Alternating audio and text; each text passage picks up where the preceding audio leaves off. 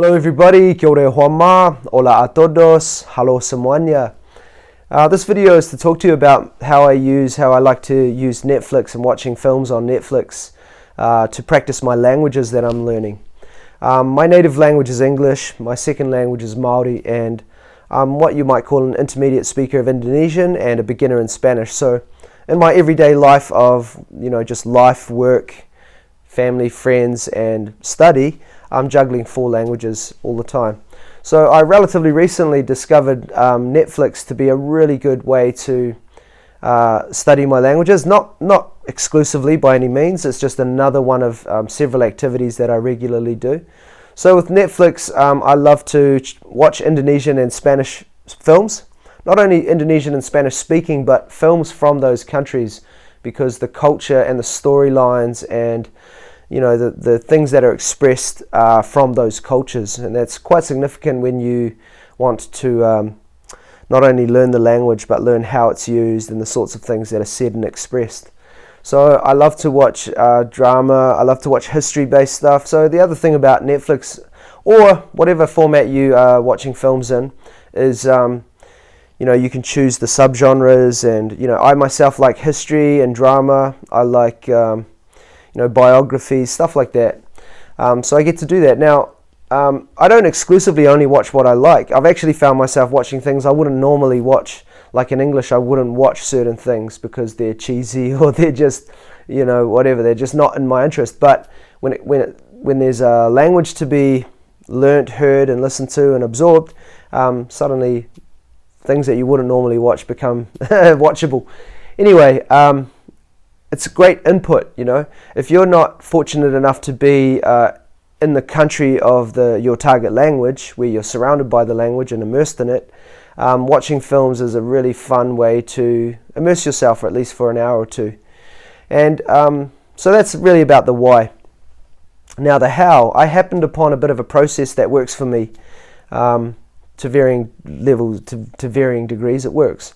So the first thing I'll do, once I've selected a film and I've read the blurb and I've decided, oh yeah, this is kind of interesting to me, I want to watch it, I will simply watch that film with English subtitles. Although with Indonesian especially, I understand a fair bit and I can speak reasonably well at an intermediate level, but I'll still put the English subtitles on there, and I'll watch the film. I'll have the subtitles there should I need them, and I'll sort of be in and out of reading them and listening, and I'll be noticing things that I hear, and double checking them visually with the text. So it's a very easy way to watch any foreign film. You don't have to be studying a language to obviously watch a film in that way. So I'll just do that. Now what I'm also doing while I listen and read and follow the story is, I'm following the story. I'm absorbing the characters, the plot, what goes on. And that's really, really important, because it's important to watch any film to follow what's going on, but my second step after I've done that, now I won't do this straight away, I might not even do it within the same few days, but several days later, perhaps when I have time, I'm going to watch that film again, but I'm going to now flick it over to, if it's an Indonesian film, the Indonesian subtitles. My reading in Indonesian is reasonably good, so I can do that. My Spanish is much more elementary, so with the Spanish films I'm still primarily using the English subtitles, but for the sake of this video, I'm going to focus on the Indonesian one because it sort of outlines my method a bit easier. So I'll get familiar with the story with the English subtitles, pretty easy. Then I'll watch the film again sometime later with the Indonesian subtitles. Now, it's not, my Indonesian comprehension, both oral and reading, is not as good as my English. My English is my main language, so but I already know the story. I've seen it. I've already absorbed the story the first time, so I know what's happening in the story. So I'll use my hearing again, I'll be reading Indonesian subtitles, and I'll probably comprehend, I don't know, on average somewhere between 40 to 70% of the dialogue. Some things are going to go wash past me, or I just don't understand it, but I already know the story. And I'm also, the other great thing about films is that you've got visual cues. So if you don't understand what someone says, or a word, or even a whole sentence, you might not understand it for whatever reason, you can see what's happening. So your brain will, decipher it.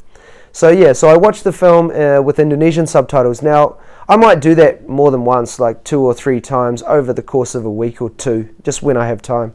So I really want to raise my comprehension with the Indonesian subtitles.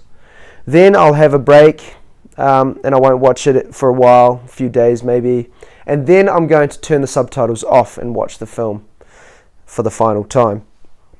By this stage, I've already seen the film several times, both with English and Indonesian subtitles. I know the story well. I already know what they kind of say, basically.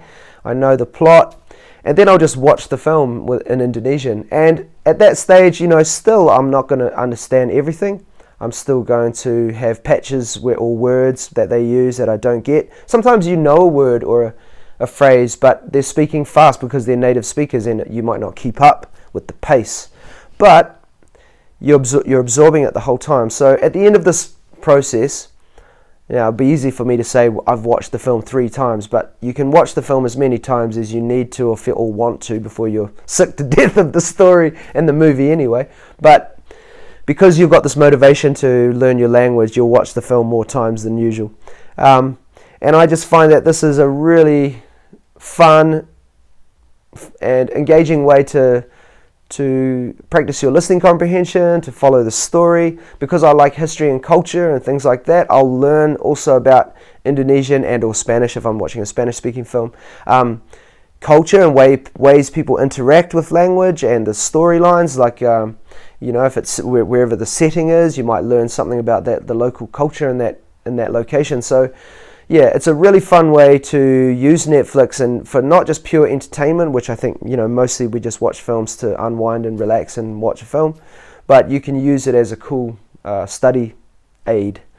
I do other things, of course, like study with Link, and I practice with my friends. I take the odd italki. I book the odd italki session with a language tutor. I haven't actually used italki for the tutoring specifically. I've done it twice now just for chatting practice, conversation practice. So it's not a one-stop shop to learn a language, but it's an awesome way to get input in context. And with the ability on Netflix and or Amazon Prime, YouTube, whatever, wherever you can do this, to change the subtitles or turn them on and off. So there you go. That's my tip, you might say, or my advice and my experience around using Netflix. All right. Thank you for watching. Cheers. Like, share, and subscribe if you will.